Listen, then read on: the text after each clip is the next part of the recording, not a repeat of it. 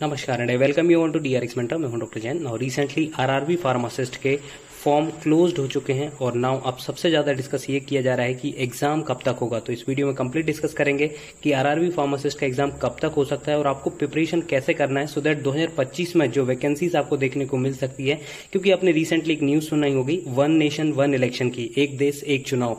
तो ऐसी पॉसिबिलिटी है कि 2026 में इलेक्शन हो सकते हैं, जिसके बारे में इस वीडियो में डिस्कस करने वाले हैं। तो कौन कौन सी वैकेंसीज आपको 2025 तक देखने को मिल सकती है, तो कंप्लीट डिस्कस करेंगे इस वीडियो में। तो चलिए स्टार्ट करते हैं। बट उससे पहले यदि आपने चैनल को सब्सक्राइब नहीं किया तो चैनल को सब्सक्राइब कर लीजिए, सो दैट आपको फार्मेसी से रिलेटेड जितनी भी इंपॉर्टेंट अपडेट है वो मिलती रहेगी। एडिशनली आप हमारे चैनल को ज्वाइन कर सकते हैं, जहां पर मात्र 29 रुपीज में आपको मिलेंगे प्रीवियस ईयर के रेलवे फार्मासिस्ट के क्वेश्चन पेपर, ईएसआईसी डीएसएसबी के क्वेश्चन पेपर आपको प्रोवाइड कराए जाएंगे, जो कि बहुत ज्यादा इंपॉर्टेंट है आपकी प्रिपरेशन के लिए। आपको जरूर से उनको अटेम्प्ट करना चाहिए। यदि आप अटेम्प्ट करते हैं और क्वेश्चन रिपीट होते हैं तो आपका स्कोर इंप्रूव होता है। स्कोर इंप्रूव होने से सिलेक्शन होने के चांसेस भी होते हैं। नाउ यदि आप सीरियसली रेलवे फार्मासिस्ट के लिए प्रिपेयर कर रहे हैं तो आप हमारे कम्युनिटी सेक्शन को विजिट कर सकते हैं, जहां पर अपलोडेड है मोर देन 1000 एमसीक्यू, जो कि बहुत ज्यादा इंपॉर्टेंट है आपके अपकमिंग रेलवे और DSSP pharmacist exam point of view से। इनको अटेम्प्ट करके आप अपनी प्रिपरेशन को एनालाइज कर सकते हैं। तो चलिए स्टार्ट करते हैं। सबसे पहले बात करेंगे रेलवे फार्मासिस्ट के एग्जाम के बारे में। तो आपको पता है रेलवे के जो फॉर्म है वो क्लोज्ड हो चुके हैं। नाउ अब एग्जाम की बारी है कि अब एग्जाम कब तक होता है। तो आपको पता है कि जो प्रीवियसली फॉर्म ओपन हुए थे, जैसे एएलबी का हो गया, टेक्नीशियन का हो गया, नॉन टेक्निकल के हो गया, नॉन टेक्निकल अंडर ग्रेजुएट्स के हो गए, जूनियर इंजीनियर्स के हो गए, इनकी वैकेंसी आ चुकी है। बट अभी तक भी इनका कोई भी एग्जाम नोटिफिकेशन नहीं आया है। और हमारी जो पैरामेडिकल की वैकेंसी है वो इनके बाद आई हुई है। तो सबसे पहले जो रेलवे एग्जाम कंडक्ट कराएगा वो इन प्रीवियस जो फॉर्म फिलअप हुए थे उनके कराएगा। तो पॉसिबिलिटी ये है कि 2025 तक आपका एग्जाम खिंच सके। तो देखिए ये बहुत अच्छा है कि 2025 में एग्जाम होगा। तो इससे क्या होगा कि आपको बहुत बड़ा बेनिफिट मिलेगा कि आपकी प्रिपरेशन बहुत अच्छी होगी। अदरवाइज यदि ये रिसेंटली 1-2 महीने में एग्जाम हो जाता है तो आपकी प्रिपरेशन उतनी अच्छी नहीं हो पाएगी। तो आप प्रिपरेशन अच्छे से करते रहिएगा। और प्रिपरेशन आपको इस हिसाब से करना है कि कम से कम अनफॉर्चुनेटली यदि आपका रेलवे में सिलेक्शन नहीं हो सका तो कम से कम जो 2025 में वैकेंसी आएगी, 2025 में कौन कौन सी वैकेंसी देखने को मिल सकती है, इसके बारे में हम इस वीडियो में डिस्कस करने वाले हैं।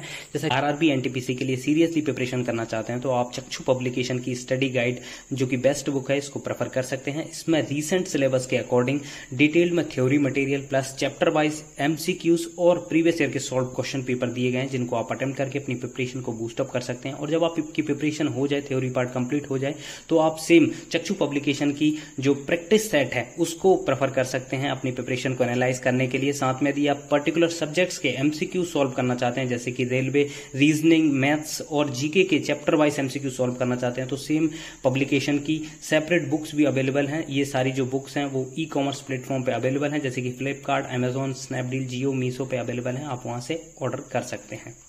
वन नेशन वन इलेक्शन की बहुत ज्यादा डिस्कस किया जा रहा है। केंद्रीय मंत्रिमंडल जो मोदी कैबिनेट है उसने अभी ये पास भी कर दिया कि एक देश एक चुनाव उनके इसी टेन्योर में आएगा। तो ये पॉसिबिलिटी है कि 2026 में फिर से आपको इलेक्शंस हो सकते हैं। आपके स्टेट के, सेंट्रल के और जो पंचायती राज होते हैं उनके इलेक्शंस आपको देखने को मिल सकते हैं।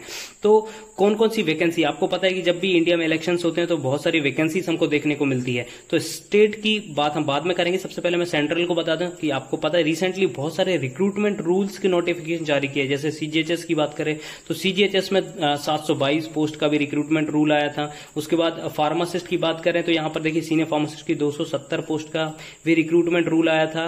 जो रिक्रूटमेंट कैसे होंगे उसके रूल्स वगैरह के बारे में बताया गया था। डिपोट मैनेजर के बारे में बताया गया था। नेक्स्ट ईएसआईसी की जो 2023 में रिक्रूटमेंट रूल, जिसमें कि एज क्राइटेरिया जो है वो रिड्यूस कर दिया गया था, 18 से 27 कर दिया। पहले 30 था तो अब उसको 27 कर दिया गया। तो लगभग 981 पोस्ट ये हैं। इन पे भी रिक्रूटमेंट रूल जारी किया गया था। नेक्स्ट आपने बीएसएफ के बारे में सुना होगा। बीएसएफ की भी लगभग 230 वैकेंसी के बारे में रिक्रूटमेंट रूल आया था। नेक्स्ट ड्रग इंस्पेक्टर की लगभग 404 जो वैकेंसीज हैं उनका रिक्रूटमेंट रूल जारी किया गया था। नेक्स्ट जो असिस्टेंट ड्रग इंस्पेक्टर है उसका भी रिक्रूटमेंट रूल जारी किया गया था। और लेटेस्ट जो आया था, आपको पता है दिल्ली गवर्नमेंट में लगभग 46 जो वैकेंसीज हैं ड्रग इंस्पेक्टर की, उनका रिक्रूटमेंट रूल जारी किया गया था। तो ये रिक्रूटमेंट रूल है। बट अब इनमें से देखिए बहुत सारी वैकेंसीज हैं वो फिल्ड होगी और कुछ उसमें से वैकेंट होंगी। तो उन वैकेंट पोजीशंस पे आपकी वैकेंसी देखने को मिलेगी। जैसे कुछ ईयरली वैकेंसी आती है, जैसे कि हर साल वैकेंसीज आती है, सीजीएचएस की वैकेंसी आपको देखने को मिलती है एसएससी के थ्रू। तो इनमें से बहुत सारी वैकेंसीज आपको देखने को मिले, क्योंकि आपको पता है इस बार मोदी गवर्नमेंट को उतनी मेजोरिटी नहीं मिली है, ठीक है, सीटें वगैरह भी कम आई थी। तो 2026 में यदि इलेक्शंस होते हैं तो बहुत सारे जो भी हर डिपार्टमेंट होगा वहां पर आपको वैकेंसी देखने को मिलेगी। तो अच्छा खासा अमाउंट आपको देखने को मिलेगा। तो अपनी प्रिपरेशन इस हिसाब से करेगा कि यदि आपका अनफॉर्चुनेटली रेलवे में नहीं होता है, बट ये सोच के चलेगा कि मुझे रेलवे में सिलेक्शन ले रहे हैं, बट अनफॉर्चुनेटली नहीं होता है, तो फिर आपको इनमें से कोई भी एक वैकेंसी यदि आएगी तो कम से कम इसमें आपका सिलेक्शन होना चाहिए। उसके लिए आपको बहुत अच्छे से प्रिपेयर करना पड़ेगा, प्रॉपरली नोट्स प्रिपेयर करना पड़ेगा। नोट्स प्रिपेयर करने का बहुत अच्छा फायदा होता है कि कम से कम जब कोई दूसरी वैकेंसी आएगी तो कम आपको फिर से चीजों को रिवाइज नहीं करना पड़ेगा, जस्ट आपको नोट्स रिवाइज करने पड़ेंगे। यदि आपने नोट्स नहीं बनाए तो कोई भी, आपने ये वैकेंसी समझ लीजिए रेलवे में आई है, आपने नोट्स नहीं बनाए, फिर रेलवे में नहीं होता है, दूसरी कोई वैकेंसी आती है, ईएसआईसी की वैकेंसी आती है, फिर आपको बुक्स देखना पड़ेगा। तो उससे अच्छा है कि अभी आप एक ऐसी प्रिपरेशन करें होलिस्टिक, जिसमें कि आपको आगे सिर्फ रिवीजन करने की जरूरत पड़े, प्रिपरेशन करने की जरूरत नहीं पड़े। फिर भले कोई भी ड्रग इंस्पेक्टर के एग्जाम आ जाए शायद आपका, या फिर ईएसआईसी आ जाए, या फिर कोई और अदर एग्जाम आ जाए जो जहां पे फार्मेसी कैंडिडेट अप्लाई कर सकते हैं, तो वो कम से कम आपका क्लियर होना चाहिए, भले ही आपका रेलवे में ना हो। सेकंड, ये हो गई सेंट्रल लेवल की। और स्टेट लेवल की वैकेंसीज आपको हर स्टेट में जहां पे भी वैकेंसी खाली है स्वास्थ्य विभाग में फार्मासिस्ट की, वहां पर आपको वैकेंसीज देखने को मिलेगी। जैसे डीएसएसबी की वैकेंसी आपको पता है 2025 में इलेक्शन होने, तो डीएसएसबी की वैकेंसी हमें 2024 में देखने को मिली थी,